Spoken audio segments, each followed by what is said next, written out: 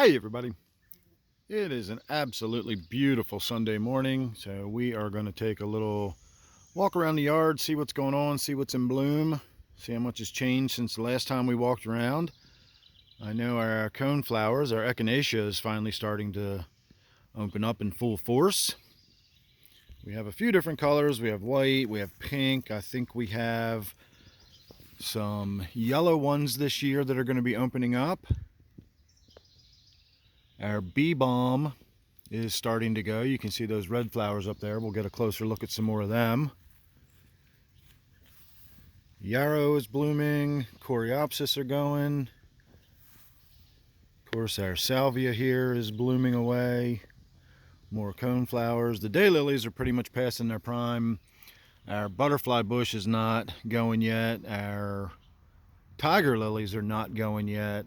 And we're still a little bit away from our hostas getting ready to open up, and as we'll see in a minute, we're going to have a lot of hosta flowers once they actually start getting going.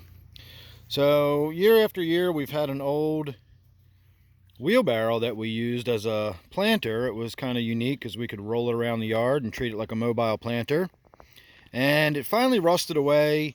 And this year we went out and we bought this little toy Craftsman plastic wheelbarrow, and we've got Lady in Red salvia growing in it right now, and within a few weeks that will look like a fireworks display coming out of that wheelbarrow. It looks amazing every year, so I'm glad we actually were able to get another wheelbarrow to get that going again. So if we walk around, you can start to notice all of these flower spikes by the hundreds. Those are all daylilies that have not yet opened. Some of them are starting to go. You can see a little bit of the blue starting to open up, this sort of purpley blue color. That is sort of the beginning of all of the hostas getting ready to bloom. Now, I personally don't particularly care for the hosta flowers. I think of the hostas as being more of a foliage plant and not so much as a flowering plant. And the problem is, of course, once they're done flowering, we have so much deadheading to do, or the seeds just go everywhere and we start having hostas spread all over the yard, which is why we have such a huge display of hosta right here. We're not that good with coming out here and deadheading. So pretty soon we're going to have lots and lots of hosta. We're going to kind of let this whole hillside that I'm standing on, I know it's kind of hard to tell on camera, but we are on a pretty steep hill right here, and mowing it and walking on it and everything is kind of problematic. So we're going to start working it with hosta. We started putting some new cone flower. We're putting some new daylily in here. This is actually one of our new cone flowers. It's a nice deep red color, so I like that one a lot. Of course, we've got coreopsis going back there. We've got a lot of phlox. You can see the red daylily starting to open. That sort of salmon colored daylily is starting to open. Of course, our big hydrangea up there is opening. You can see more of the red bee balm, which we will get to soon. And boy, we've already got the Japanese beetles coming out. This is our new hosta. We just bought this one. We're going to let it finish flowering and doing its thing before we, disturb it and take it out of its planter. So this will get put in the ground in another week or two when it's done flowering. But in the meantime, look at all these Japanese beetles we got coming up everywhere. Hate these things. So they wreak havoc on our roses. Speaking of which, one of the roses that we just transplanted, I was informed by my wife this morning, is actually opened up and blooming. This is Rudbeckia, or Black-Eyed Susan. That is the Maryland state flower that grows wild around here all over the place. These are more of the tiger lilies. We have these everywhere, and in fact, these are the bulbs. If you see these little black bulbs right at every leaf node, those are the actual bulbs, and these will drop on the ground. You don't even have to plant them. They will just simply send a root down and dig themselves in, and you will start having tiger lilies come up. It takes about 2 years for you to get a flower off of them, but almost immediately you will start getting more bulbs. So if anybody is interested in some of these tiger lily bulbs, check my email down below. I've already got a bag of them in the house, and every single one of these spikes, as you can see, puts out loads of them. So if anybody wants some tiger lilies, let me know. We will make arrangements. I'm not worried about getting any money for them or anything. I'll just charge shipping costs to get them to you, and you can have some tiger lilies. And there's another example of just how big and impressive they can get. And likewise, you can see all those little bulbs in there. And we have these things all over the yard, so I have no shortage of bulbs to give away if anybody is interested in the tiger lilies. I'm not entirely sure what that is. It's some kind of African plant. I want to say an African violet, but I don't think it's an African violet. I cannot remember what it is, but it's an interesting plant. We had it in a planter. It was not doing well, and we transplanted it to here, and we're hoping it does a little bit better. But that's a really pretty one. Not a whole lot going on over here. These lilies have already passed. This hydrangea over here has got a few flowers. This hydrangea has always sort of struggled. We're actually seeing more flowers on it this year than we have in the past. And then this bed here, well, looks like we need to get out here and water that planter for sure. This bed here has some of our more interesting and unique daylilies in it. Most of the daylilies we have around the yard are just what I think of as the roadside orange. Interestingly, that is almost one of the roadside orange, but it's a double. So that's a little more interesting than most of the ones we have. Really like these. I really love these. These are really subtle, and when you actually feel that flower, it's almost like a pillow or something. It's so thick and poofy. Really, really interesting texture for what you would think of as a flower petal. This hydrangea always does really well and is doing really well this year. And we got more daylilies through here that are going to be opening up soon. Some caladiums. Our clematis is already done, and you can see our daylilies up here are definitely past their prime, and they're sort of finishing up. Likewise over here, tiger lilies. I got tiger lilies everywhere. Pretty soon they will be starting to bloom, and you'll actually get to see what the tiger lilies look like. They're really pretty flower, bright orange lily with black specks all over it, black spots all over it. Not sure why they call it a tiger, because tigers have stripes, not spots, but it has black spots all over an orange lily. You can see all these hostas down here are going to be blooming soon. I got more hostas down here, and we got a variety of stuff that's coming up along this side of the driveway that will also be blooming soon. Oh look, another tiger lily. I got them everywhere because we get these stupid little seeds, and now we're going to have tiger lilies coming up over there. So kayak, hopefully going to be out on the kayak later today. It is absolutely stunning, beautiful out here today, so hopefully we will be able to get out on the water a little bit. Just some stuff going on over here. Oh look, more tiger lilies. We got tiger lilies everywhere. I think I've mentioned a couple times now. Sedum, drawing a blank. I want to say coleus, but it's not coleus. Going to come back to that. All these red things, caladiums, there we go. Lots of hostas, more of those sort of salmon colored daylilies. I really like those a lot. This beautiful big fat orange one's going to be opening within the next few days. That's a really impressive daylily. This is another impressive daylily. It's a much smaller one, but it has the double head on it, and that is a really, really beautiful flower there. Oh look, more tiger lilies. I got some more tiger lilies there, and I got more tiger lilies here. And we're going to come around, and we're going to look at this daylily, which is another really, really pretty one. This has been growing in this planter for years and years and years. We've never done anything with this planter. That cactus is the last little remains of a cactus I got when I lived in Florida.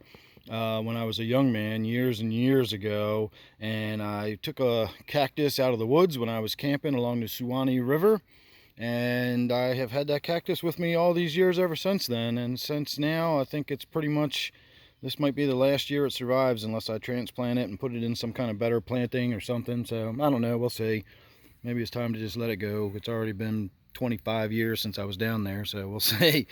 That is actually a plant called a Cuba, and that was given to me by one of my customers who just gave up the ghost. We tried and tried and tried to get the deer to leave this Akuba alone at their property, and the deer just kept munching it and munching it, and finally they said, you know what, we're digging it up and throwing it away. Do you want it? And I said, sure, I'll take it. And now it looks like that. So I'm happy I took it. Glad we brought it home, and now I have to spray it here because the deer actually eat it on my property. So more hostas, more flag lilies. These flag lilies have already done. Again, more hosta. I got more hostas than you can shake a stick at. Got more tiger lilies than you can shake a stick at.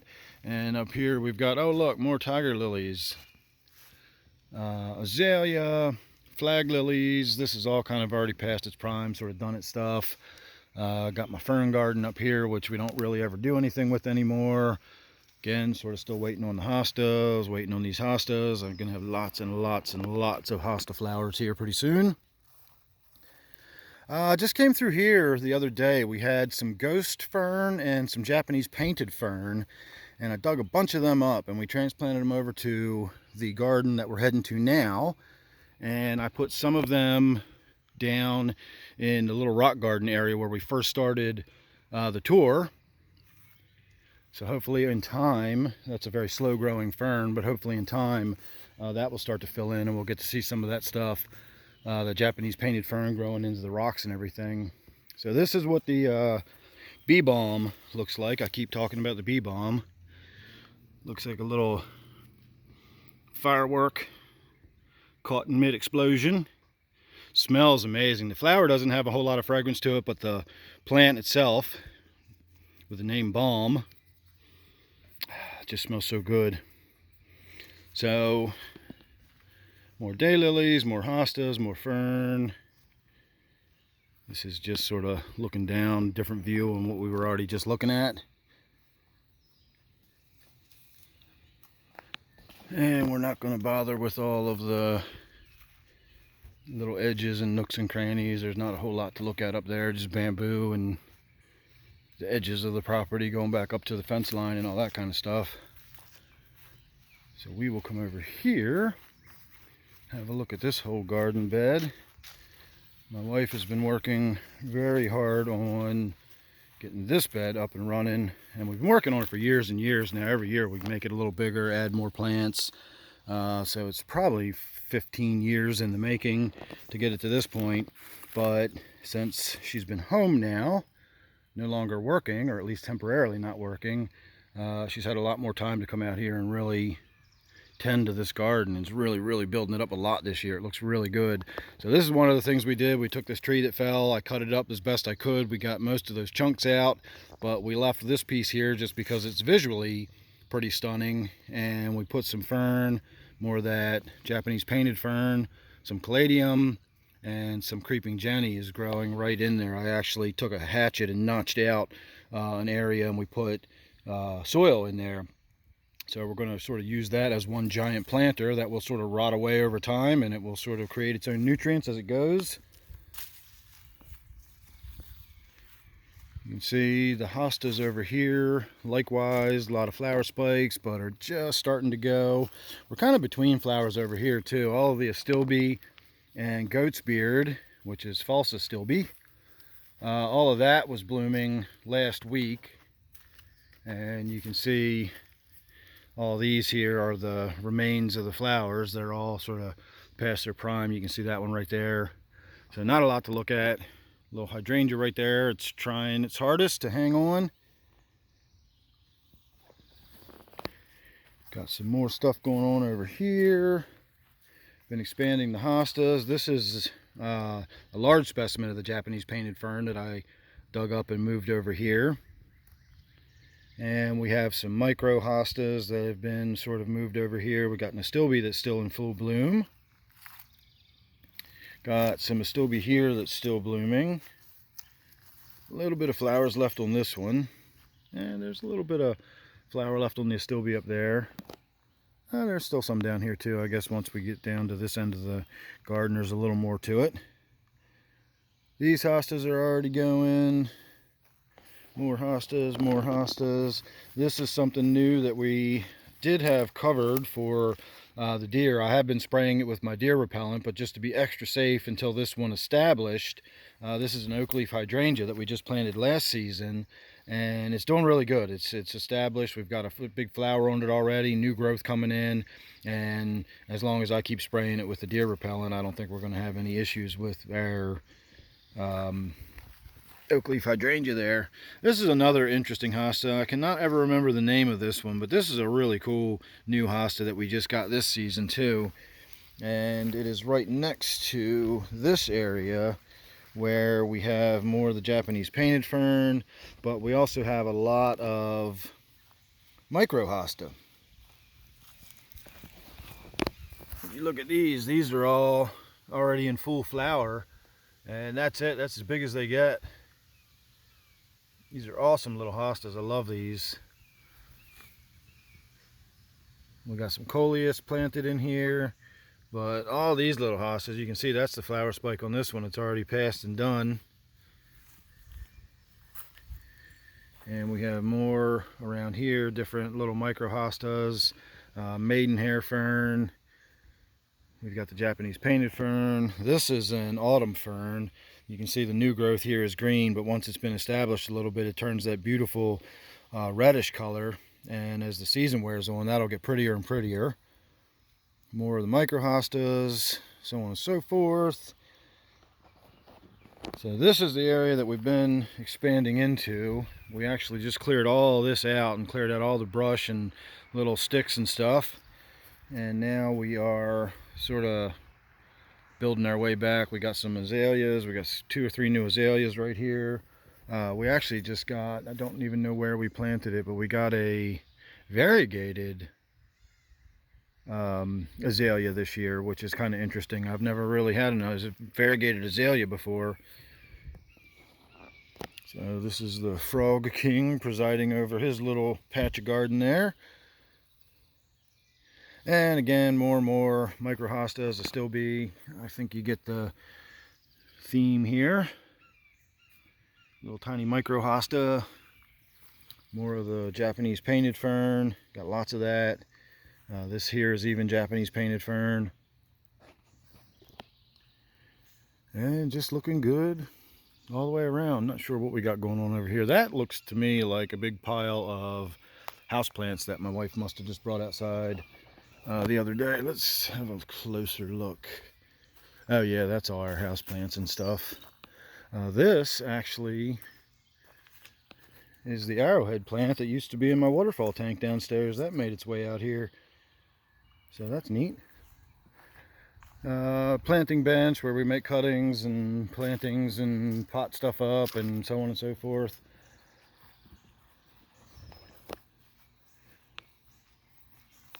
Just a tree stump, lots of coleus coming up in the tree stump, or caladium rather. I always get those two confused. Not that I actually confuse them, I always just get their names confused. Oh wow, look, don't see that very often. More tiger lilies. This portion of the yard is a pain in the butt to cut, so we are now letting it grow into sort of a wildflower field. We've thrown a bunch of wildflower seeds in there, and we're not going to cut it anymore, and we're going to wait and see what happens. It's probably going to look like a shaggy, terrible mess, but it's an experiment with naturalizing our lawn, let's say. We're going to be trying to reduce how much of it we have to worry about mowing and all that crap. We're going to let it go back to being more like habitat and wildflowers, and let the birds and the butterflies and whatnot have a place to feed. Another hydrangea. Finally got ourselves a tumble composter. I've wanted one of them for years. Finally bought one. And that more or less brings us back to where we started. And we can have a look at our little water fountain and our bird feeder. I mean our bird bath. I have yet to see, one time I've seen a bird drinking out of that, and that's it. The squirrels get in it all the time, but only once have I actually seen a bird in that thing getting a drink. So there you go, everybody. Beautiful Sunday afternoon, morning, lunchtime. Not sure exactly when it is, but it's really pretty out here. So I hope you enjoyed your little tour around the yard with me. Make sure you're subscribed. We will be updating as the yard fully gets into full swing, and you know, the additional flowers start opening up, etc., etc. So make sure you subscribe, you won't miss all that or anything else I got coming up. Thanks for watching, hope you enjoyed. See you real soon in the next one.